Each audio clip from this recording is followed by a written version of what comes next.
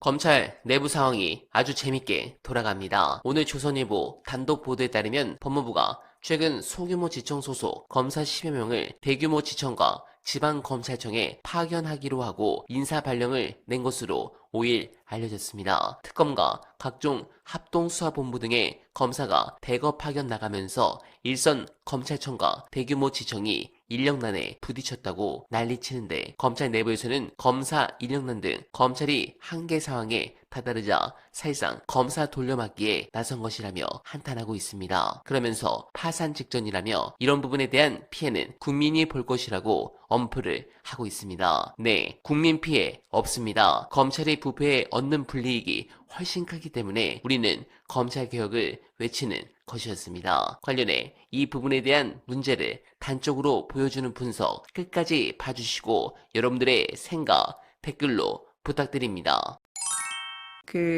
검찰이 정치를 할 꿈을 꾸면서 하나의 사건을, 그러니까 재료는 형사사건인데요, 수사사건인데요. 그렇죠. 그 본질은 검찰이 직접 정치를 한 거다, 이렇게 봅니다. 그러니까 정치적 의사를 가진 집단으로서 스스로도 정치를 하는 것이고 또 오다를 받은 것이다, 이렇게 봅니다. 오더를 받았다. 네네. 그럼 오더를 내린 주체는? 뭐 짐작은 가지만 또, 예, 네, 그래요. 그 짐작만으로 제가 이 자리에서 말씀드리긴 그렇고요. 결국은 우선 정치검찰 정권 아니었습니까? 한창 기승을 부릴 때. 그리고 반대 세력에 대해서 반전체주의다, 하나의 그 악의 축으로 설정해 놓고 심지어 뭐 노상원 수첩에서는 제거 대상으로까지 할 정도였으니까 그 수첩도 그냥 뭐 어떤 날 새벽에 갑자기 일어나서 쓰신 게 아니라 오랫동안 진행된 것이라는, 준비되고 예비됐다라고 볼 수 있는데, 그것을 검찰로 넘어오면 검찰은 사건 수사로 이렇게 표적 수사를 하고 만들어내기를 하려고 했다라고 생각합니다. 한동훈 전 대표가 조작해서 국정조사 나를 증인으로 불러라, 왜 못 부르냐, 너네 쫄아서 그러지, 뭐 이런 식으로 계속 주장을 하는데. 그것은 언론 플레이예요. 한동훈 검사는 네. 검사 시절에도 예. 언론을 불러서 사건 수사의 본질을 얘기하지 않고 프레임을 먼저 던지고 흘립니다. 그래서 이것은 하나의 정치 수사였기 때문에 사실은 본인도 무관치 않을 거라고 저는 봅니다. 그런데 예. 그것을 자꾸 프레임 전환해서 사람들한테 이게